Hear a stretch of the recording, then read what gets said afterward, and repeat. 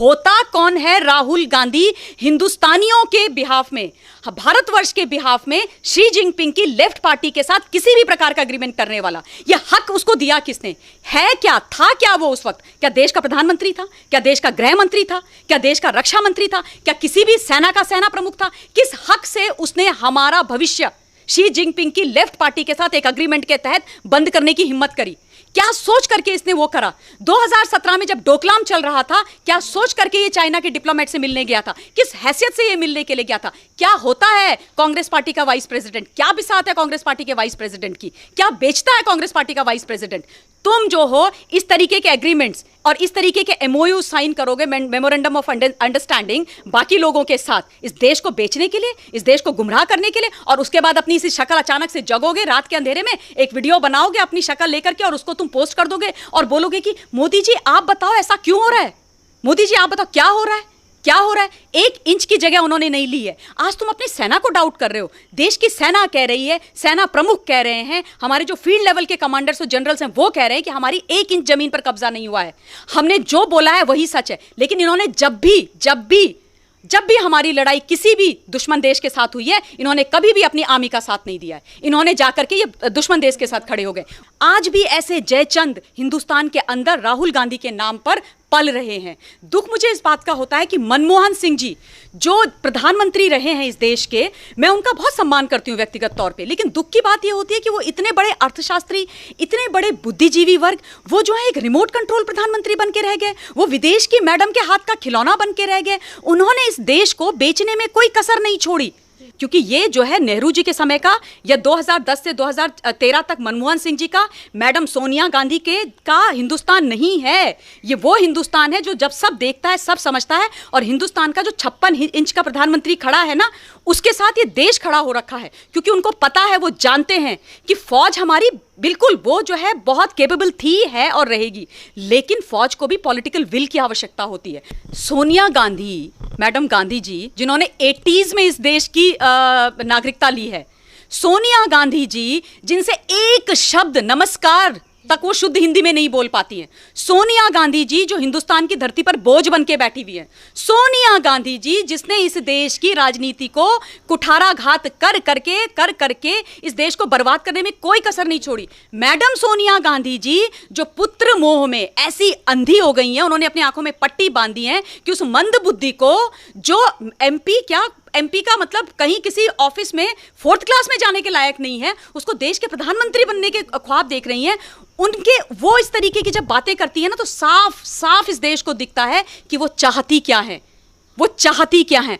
उनसे तो एक एक चीज, एक एक प्रश्न पूछना चाहिए, उनको कटघरे में खड़ा करना चाहिए, जिसकी बहुत ज्यादा आवश्यकता है। आप देखिएगा वो कभी भी जो है 1-to-1 इंटरव्यू नहीं देती हैं किसी को, हिम्मत ही नहीं है उनके। राइट विंग के चैनल से आप जाके उनसे पूछ लीजिए, वो आपके सामने आएंगी नहीं। मैम, आज जब लद्दाख में हमारी सेना हमारे दुश्मन चाइना से लोहा लेने के लिए तैयार खड़ी है, इस टाइम पे जब हमारे देश को एकजुट होकर उससे मुकाबला करना चाहिए, तो यहीं पर हमारे पूर्व प्रधानमंत्री रह चुके डॉक्टर मनमोहन सिंह, जो अपनी जब उनकी सरकार थी तो उन्होंने कभी अपने दिल में जो चलता था वो तो उन्होंने की नहीं, सोनिया गांधी के नक्शे कदम पे वो चलते गए, और आज वो पीएम नरेंद्र मोदी को सलाह दे रहे हैं।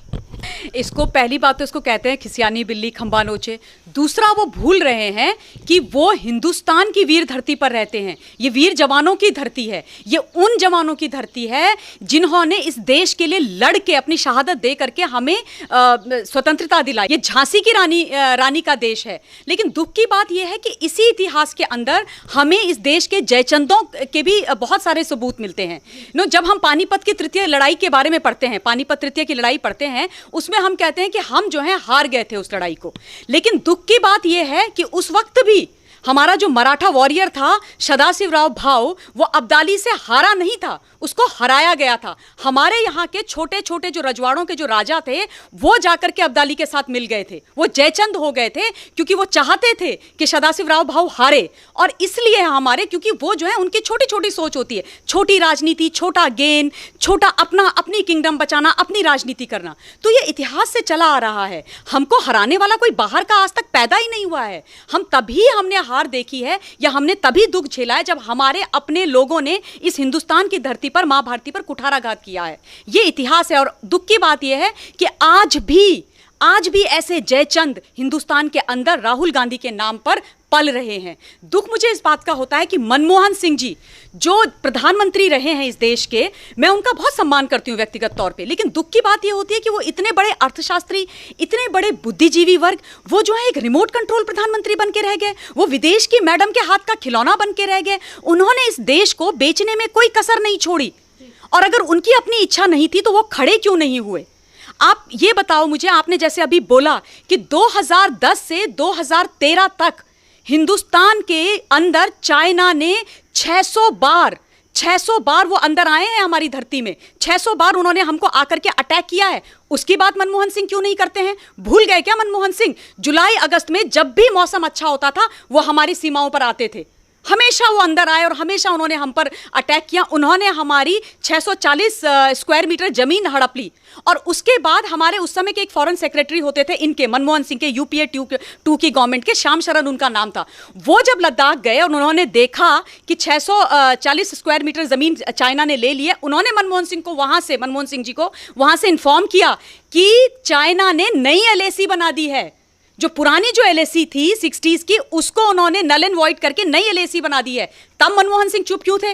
तब वो सच्चाई मनमोहन सिंह जी आज क्यों नहीं देश को बताते हैं? राहुल गांधी क्यों वो सच्चाई नहीं बताते हैं? इतना बड़ा धोखा हुआ देश के साथ, आज तक तो इन्होंने कभी देश को इस बारे में नहीं बताया, कभी नहीं बताया। तो ये इस तरीके की बात करेंगे। और दूसरी बात, राहुल गांधी मंदबुद्धि आदमी खड़े होकर के बोलता है कि आप हमें जवाब दीजिए प्रधानमंत्री जी कि लद्दाख के बॉर्डर पर वहां पर क्या हो रहा है, गलवान वैली में क्या हो रहा है, एलएसी में क्या हो रहा है। इनसे ये पूछो कि आपके नाना जी इस देश के आजाद हिंदुस्तान के पहले प्रधानमंत्री थे। आप मुझे ये बताओ कि उस समय उन्होंने बॉर्डर्स डिफाइन क्यों नहीं किए? किसने रोका था उनको रोका था उनकी महत्वाकांक्षाओं ने। उनको इंटरनेशनल लीडर बनना था। वो जो है संधियों के बाद संधियों, अग्रीमेंट के बाद अग्रीमेंट करते जा रहे थे चाइना के साथ। उन्होंने कभी देश का प्रधानमंत्री बनकर के इस देश के लिए नहीं सोचा। आप सोचो 1951 से लेके 1957 तक चाइना ने 179 किलोमीटर की सड़क बना दी अक्सई चीन पे, हमारे एरिया में, और हिंदुस्तान को पता ही नहीं चला। हिंदुस्तान के प्रधानमंत्री साहब जो है मस्त नींद में सो रहे थे, विदेशों की यात्रा कर रहे थे, इंटरनेशनल लीडर बनने पर तुले हुए थे, और वो हमारी नाक के नीचे से वो 179 किलोमीटर की सड़क बना के चले गए। आपको पता नहीं लगा 7 साल तक। और आप हमसे बात करते हो, उसे कहते हैं सरेंडर करना। वो होता है सरेंडर करना। सरेंडर करना वो होता है जब आप तिब्बत को उठा करके चाइना को गिफ्ट कर दो, उसे सरेंडर करना कहते हैं। सरेंडर करना उसको कहते हैं जब आप एक तरफा लड़ाई रोक दें, पीओके बनने दें, और उसके बाद पाकिस्तान, एक पिद्दी सा पाकिस्तान जिसकी कोई बिसात नहीं है, हमने पाकिस्तान बनाया, वो पाकिस्तान हमारे मुंह के आगे हमारा अक्सई चीन जो है गिफ्ट कर देता है चाइना को, उसे कहते हैं हिंदुस्तान के राजनेताओं का सरेंडर करना। ये सरेंडर करने की बात करेंगे। ये वो लोग हैं जिन्होंने 1993 में लेफ्टिनेंट जनरल शेकातकर को रिडिक्यूल किया था, जब उन्होंने ये बोला था कि जो लाइन लिखी जा रही है, जो अग्रीमेंट था, जो चाइना चाहती थी कि वो हमारे साथ करें, उसमें वो चाहते थे कि जो लाइन थी कि both the sides will respect the LAC. उन्होंने बोला, लेफ्टिनेंट जनरल शेकातकर, वो उससे ड्राफ्टिंग कमेटी के हेड थे उस वक्त 1993 में, उन्होंने बोला आप एक काम कीजिए, इसमें एक शब्द जोड़ दीजिए कि both the sides will respect existing LAC.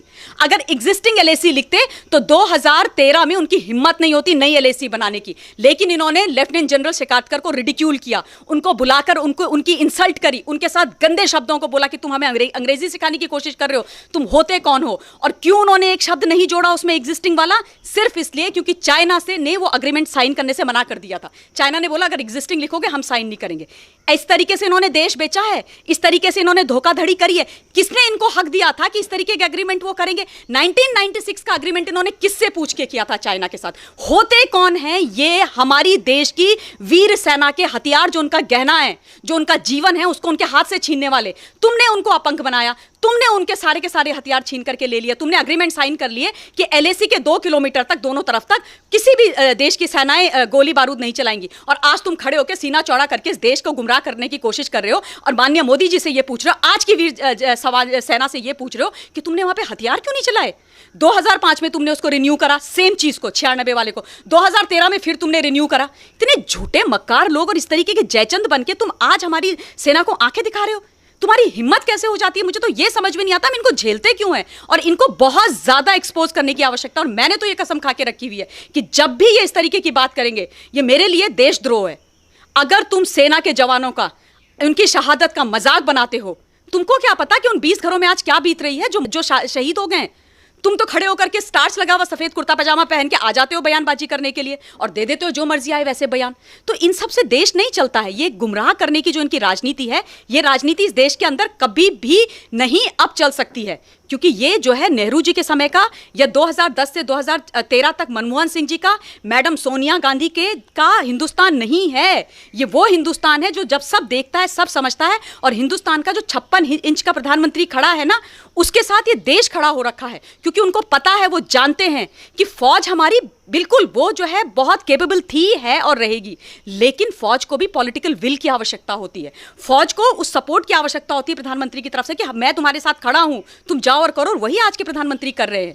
तो हिंदुस्तान का प्रधानमंत्री और हिंदुस्तान की तीनों फौज, तीनों सर्विस, भारतीय वायुसेना, जल सेना, थल सेना और पैरामिलिट्री फोर्सेस, इस देश के प्रत्येक नागरिक का सपोर्ट इंजॉय करती हैं। तो ये जो 10% लोग रह गए हैं ना कांग्रेसी और ये लेफ्टिस्ट जो हैं, जो कहते हैं आज भी, जो ये कहते हैं जब ऑल पार्टी मीटिंग होती है उसके बाद ये कहते हैं कि हम सपोर्ट नहीं करेंगे, तो जाके चाइना चले जाओ।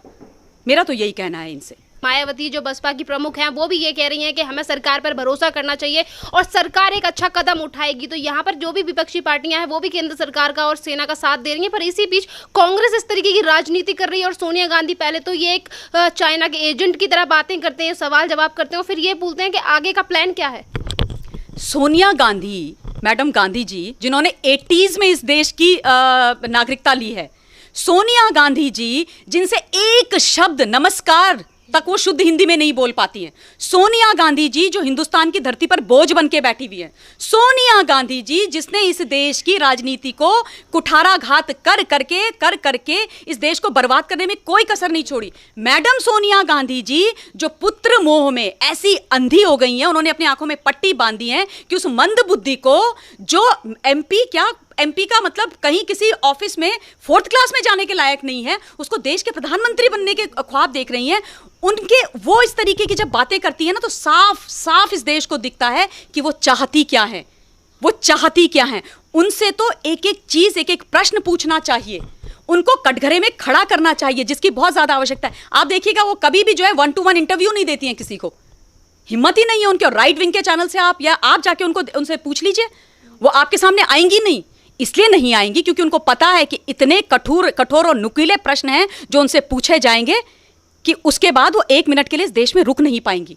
और ये लोग देश के आज के वर्तमान समय की सरकार से, आज हमारी फौज को खड़े होकर के ये प्रश्न करते हैं, ये वो हैं मैडम सोनिया गांधी जो मणिशंकर अय्यर को पाकिस्तान भेजती हैं और ये बोलती हैं कि जाकर के अपने उन आकाओं से, पाकिस्तानी आकाओं से सपोर्ट लेके आओ। और मणिशंकर अय्यर जाते हैं पाकिस्तान और बोलते हैं प्लीज हमें हेल्प कर दो, हमें क्या कहते हैं प्रधानमंत्री मोदी को जो है सत्ता से हटाना है। तो ये जयचंद, ये देशद्रोही, ये सिखाएंगे हमको, ये सिखाएंगे। इनसे पूछो ना इनके परिवार के कितने लोग फौज में हैं, पूछो, पता तो करो। पर दुष्ट की बात यह है कि इनके पुत्रों को लेगा कौन, ऐसे मंदबुद्धियों को कोई लेता नहीं है फौज में भी। तो इनकी जो बातें हैं ना, वो वाली बातें हैं जो देश को ये बर्बाद करने पे तुले हुए हैं। लेकिन देश अब समझ चुका है, ये एक्सपोज हो गए हैं बहुत अच्छी तरह से। मैम, कांग्रेस के राज में वित्त मंत्री रहे पी चिदम्बरम भी इस तरीके की बातें करते हैं और ये कहते हैं कि चाइना के बहिष्कार को जो लेके मुहिम चलाई जा रही है उससे हमें ज्यादा नुकसान है, चाइना को नुकसान नहीं है। अब ये वो लोग हैं जिनके घर में हर चीज, हर कुछ, सब कुछ, सारा सामान चाइना का है। ये वो लोग हैं जिनको कोई फर्क नहीं पड़ता है कि जब चाइना के सामान का बहिष्कार की बात इस देश, इस समाज का जो बुद्धिजीवी वर्ग है वो करता है, जो समझदार लोग हैं वो करते हैं। और वो क्यों करते हैं, क्यों करते हैं? सीधी सी बात है। और मैं भी बहिष्कार करती हूँ, मैं कहती हूँ कि चाइनीज सामान का हमें बहिष्कार करने की बहुत आवश्यकता है। देखिए, आप और मैं, हम सब लोग हथियार लेकर के बॉर्डर पर लड़ने नहीं जा सकते हैं, लेकिन हम कैसे कंट्रीब्यूट करें, हम अपने उन फौजी भाइयों के साथ कैसे खड़े हों, उनका साथ कैसे दें जो हमारे लिए 24/7 वहाँ पे 14,000 फीट पर खड़े हो रखे हैं, एकदम एक्सट्रीम कंडीशंस में खड़े हो रखे हैं, उनका कैसे साथ दें। क्योंकि हम जब यहाँ बहिष्कार करेंगे तब चाइना की अर्थव्यवस्था कमजोर होगी। और चाइना को इस बात से बहुत बहुत फर्क पड़ता है। जब हम उनकी पॉकेट पर डैमेज करेंगे ना, उनको बहुत फर्क पड़ता है। और अगर हम उनका सामान नहीं खरीदेंगे तो उनकी अर्थव्यवस्था कमजोर होगी, और उनकी जब अर्थव्यवस्था कमजोर होगी तो वो उनकी जो गोलियां, जिस पैसे से वो गोली खरीद के हमारे भाइयों को मार रहे हैं ना, वो नहीं मार पाएंगे। तो हमको उसको बंद करवाना है। मैम यहाँ पे एक और क्वेश्चन, अभी आपने कहा कि जैसे हमारे यहाँ पे बहिष्कार की बात शुरू हुई तो उसको लेकर चाइना में भी खलबली मच गई और वो बौखला गया। यहाँ पर उसे भी पता है कि चाइना में अगर बहिष्कार करना स्टार्ट हुआ है तो उनको भी इस चीज़ से नुकसान होगा, पर यहीं पर कांग्रेस में रहने वाले लोग इस तरीके की बातें करते हैं। पी चिदम्बरम इतने बड़े नेता रह चुके हैं, वित्त मंत्री रह चुके हैं, और वो इस तरीके की बातें कर रहे हैं कि हमें नुकसान ज़्यादा है, उसे नुकसान क्यों नहीं, तो फिर ये क्यों सपोर्ट कर रहे हैं चाइना को? क्या जो 2008 में इनकी MOU की डील हुई थी उसको लेकर आगे बढ़ाना चाहते हैं चाइना को? पहली बात, सबसे पहली बात, जो पी चिदम्बरम साहब हैं वो हिंदुस्तान के वित्त मंत्री तो कभी थे ही नहीं। वो पी चिदम्बरम जो हैं, पी चिदम्बरम परिवार के वित्त मंत्री थे।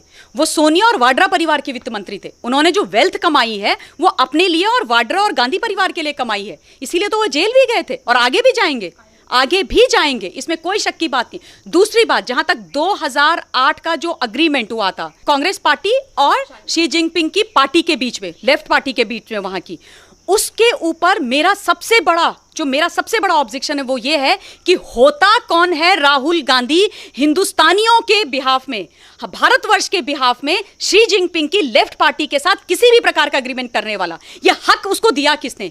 है क्या, था क्या वो उस वक्त? क्या देश का प्रधानमंत्री था? क्या देश का गृह मंत्री था? क्या देश का रक्षा मंत्री था? क्या किसी भी सेना का सेना प्रमुख था? किस हक से उसने हमारा भविष्य शी जिनपिंग की लेफ्ट पार्टी के साथ एक अग्रीमेंट के तहत बंद करने की हिम्मत करी? क्या सोच करके इसने वो करा? 2017 में जब डोकलाम चल रहा था, क्या सोच करके ये चाइना के डिप्लोमेट से मिलने गया था? किस हैसियत से ये मिलने के लिए गया था? क्या होता है कांग्रेस पार्टी का वाइस प्रेसिडेंट? क्या बिसात है कांग्रेस पार्टी के वाइस प्रेसिडेंट की? क्या बेचता है कांग्रेस पार्टी का वाइस प्रेसिडेंट?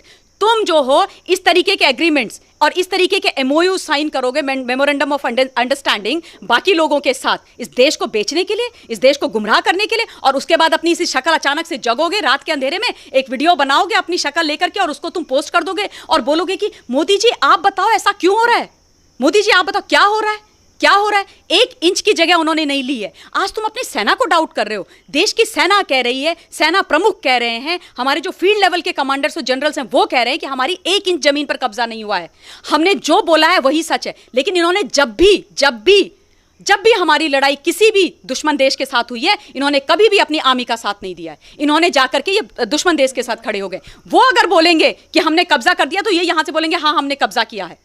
लेकिन अगर हमारे देश का आर्मी चीफ बोलेंगे या हमारे देश के कमांडर से हमारे देश के जवान बोलेंगे कि उन्होंने कुछ नहीं किया है, ये बोलेंगे वो झूठ बोल रहे हैं, ये जो है सब कुछ झूठ है। तो सोचने की बात ये है कि ये करना क्या चाहते हैं। दूसरी सबसे जरूरी बात, आज जब पूरा हिंदुस्तान देश के प्रधानमंत्री और देश की फौज के साथ लामबंद हो रखा है, लेफ्ट पार्टी और कांग्रेस पार्टी चाइना के साथ क्यों खड़ी है? ये सोचने के लिए कि हमारे लोग समझते नहीं है इस चीज को। इसका मतलब साफ है, जहां से मैं देखती हूं मुझे साफ समझ में आता है कि ये वही लोग हैं जिन्होंने यहां की इंटेलिजेंस वहां भेजने की कसम खाई हुई है। और अब जो इन्होंने जो चीजें बोली होंगी वहां पर, वो तो कुछ सच हुई नहीं, क्योंकि हमको और आज के देश के प्रधानमंत्री को ईंट का जवाब पत्थर से देना आता है। अगर हमारी तरफ आंख उठाकर देखोगे तो तुम्हारी, और वही उन्होंने इमरजेंसी पावर्स भी आज के प्रधानमंत्री ने आर्मी कमांडर्स को दे दी है कि आपको जो करना है आप वो करो। इसकी आवश्यकता ये थोड़ी ना होता है कि आप इस तरह 96 में, 2005 में, 2013 में एक के बाद एक अग्रीमेंट उनके साथ करो और सेना के हाथ बांध दो। तुमने क्या सोच करके सेना के हाथ बांधे थे? तुम देश के साथ हो, तुम सेना के साथ हो, तुम इस देश का भला चाहते हो, तुम पहले ये तय करो।